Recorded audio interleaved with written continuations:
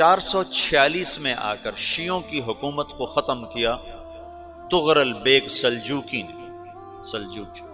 سلجوق مسلمان ہوئے تھے محمود غزنوی کے دور میں، سلجوق ان کے بڑے کا نام تھا۔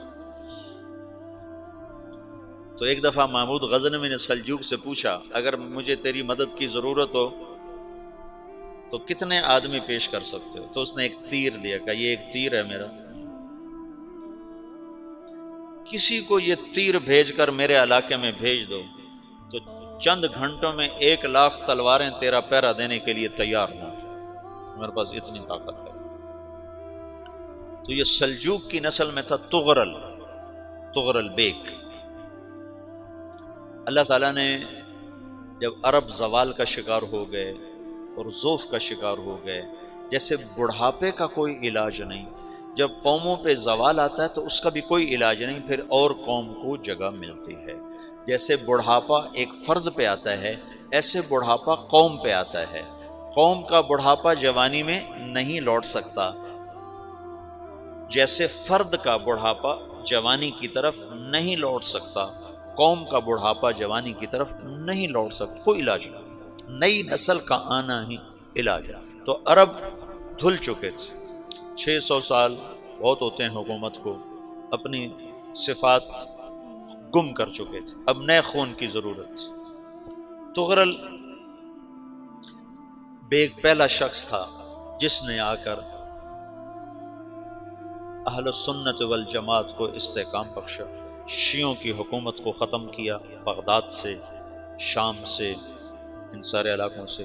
صلاح الدین ایوبی نے اسماعیلی شیعہ کی حکومت کو ختم کیا، مصر۔ العاضد ان کا آخری خلیفہ تھا۔ صلاح الدین ایوبی نور الدین زنگی رحمۃ اللہ علیہ کا پروردہ تھا، اس کا دوست تھا، اس کے دوست بھی تھا، بچہ بھی تھا اس کے سامنے، زیادہ لکھنے پڑھنے کا شوق تھا۔ پھر اللہ تعالیٰ نے اس سے کام لیا اور اس کو مصر کا گورنر بنا کے بھیجا، مصر کی مدد کے لیے بھیجا۔ تو وہاں اس نے صلاح الدین ایوبی نے وہاں ختم کیا، طغرل بیگ نے یہاں ختم کیا۔ تو پھر سلجوق جو تھے نا یہ اقتدار میں آئے، ادھر ختم ہو گئی سلطنت بنو عباس کی، مصر ایک چھوٹی سی ترکوں کی سلطنت۔ تو اللہ تعالیٰ پھر مرکزیت کے لیے ایک نظام چلایا، دو لشکر آپس میں لڑ رہے ہیں ایک میدان میں، ایک جنگلی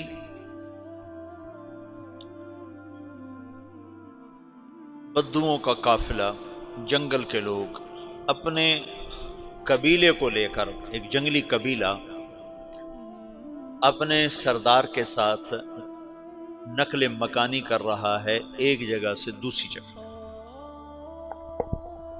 اللہ کا نظام کہ یہ لوگ چلتے چلتے چلتے اس وادی میں پہنچ گئے جہاں جنگ ہو رہی ہے، دو لشکر آپس میں لڑ رہے ہیں۔ جب یہ وہاں پہنچتے ہیں تو ایک لشکر کے قدم اکھڑ رہے ہیں اور دوسرا غالب آ رہا ہے۔ ان کو نہیں پتا شکست کھانے والے کون ہیں اور فتح پانے والے کون ہیں، ان کو نہیں پتا۔ اس جنگلی قبیلے کے سردار کا نام بھی طغرل ہے، طغرل۔ تو یہ سردار کہتا ہے جو شکست کھا رہے ہیں ان کی مدد کرو، کچھ پتہ نہیں کون ہے، کہتا جو شکست کھا رہے ہیں ان کی مدد کرو۔ تو 400 وحشی جنگلیوں نے فاتح لشکر کے پیچھے حملہ کر دیا۔ وہ تو ایک کافی ہوتا تھا، 400 دوڑ جب تلواریں پڑیں تو چند لمحوں میں نقشہ بدل گیا، بھاگنے والے جم گئے اور جمنے والے بھاگ پڑے۔ جب جنگ ختم ہوئی تو شکست خوردہ لشکر کے بادشاہ نے ان کو بلایا، اسے پوچھتا ہے مجھے جانتے ہو میں کون ہوں؟ کہا نہیں۔ کہا تو تم نے میری مدد کیوں کی؟ کہا انسانی ہمدردی کی وجہ سے، تمہیں شکست ہو رہی تھی اس لیے تمہاری مدد کی۔ پھر اس نے اپنا تعارف کرایا، میں ہوں سلیمان سلجوقی، ترکی کا بادشاہ۔ مسلمانوں کا لشکر تھا اور تاتاریوں سے شکست کھا رہا تھا، تاتاری فتح پا رہے تھے، مسلمان شکست کھا رہے تھے۔ تو وہ اللہ کی غیبی مدد بن کر آئے، تو وہ اس سے کہتا ہے میرے ساتھ رہنا پسند کرو گے؟ تم نے میرے اوپر احسان کیا ہے، میں اس کا بدلہ دینا چاہتا ہوں، میرے ساتھ رہنا پسند کرو گے؟ کہنے کا کر لوں گا۔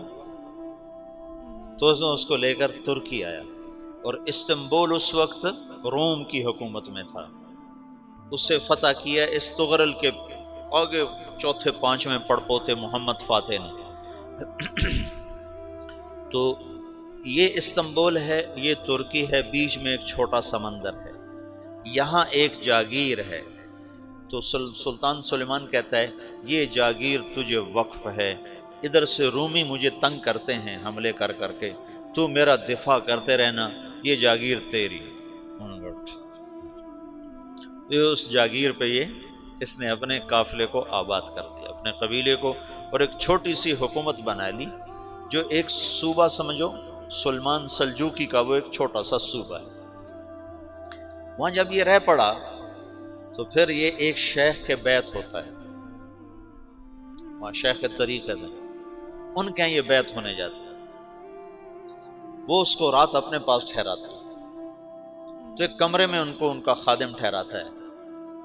یہ جب کمرے میں جاتا ہے تو سامنے دیوار میں تاکچے پر قرآن پڑا ہوا ہے، تو یہ تغرل بیگ کہتا ہے یہ کیا ہے، یہ کیا ہے؟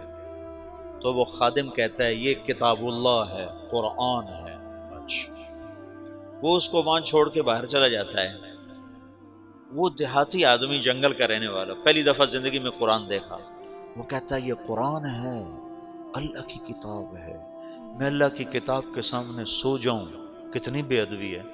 تو اس نے ایسے قرآن اٹھایا اور سر پہ رکھ لیا اور کھڑا ہو گیا، ساری رات قرآن سر پہ رکھ کے کھڑا رہا۔ رات کے پچھلے پہر اس کو خواب آیا، کھڑے کھڑے اس نے دیکھا کہ اس کی پشت سے ایک چاند نکلا اور شیخ کی بیٹی کے سینے میں جا کے اتر گیا۔ پھر اس لڑکی کے سینے سے ایک درخت نکلا جو پھیلتے پھیلتے پھیلتے 3 بر اعظم پہ چھا گیا، افریقہ پر، یورپ پر، ایشیا پر۔ پھر اس کی آنکھ کھل گئی، وہ کھڑا ہوا ہے، تو اس نے صبح یہ خواب اپنے شیخ کو سنایا، تو انہوں نے اپنی بیٹی اس کے نکاح میں دے دی۔ اس بیٹی سے ایک بچہ پیدا ہوا، تغرل بیگ نے اس کا نام رکھا عثمان، عثمانی ترک نام سنا ہوا، جو میں نے کل بتایا تھا کہ 1924 میں وہ خلافت ختم ہوئی۔ تو ایک بیٹا پیدا ہوا عثمان۔ عثمان نے پھر ایک نئی اسلامی حکومت کی بنیاد رکھی جو 1924 تک چلتی رہی، کوئی 800 سال یہ حکومت چلی۔ تو حکومت کا شیرازہ بکھرا، لیکن پھر جڑ جاتا تھا، پر وہ قرن اول والا جوڑ کبھی نہ پیدا ہوا، ٹکڑے بن گئے۔ ان ٹکڑوں میں اللہ لوگ پیدا کرتا رہا جو دعوت دیتے رہے، دعوت زندہ رہی۔ جو تربیت کا نظام تصوف کے ساتھ تھا اب وہ تبلیغ کے ساتھ۔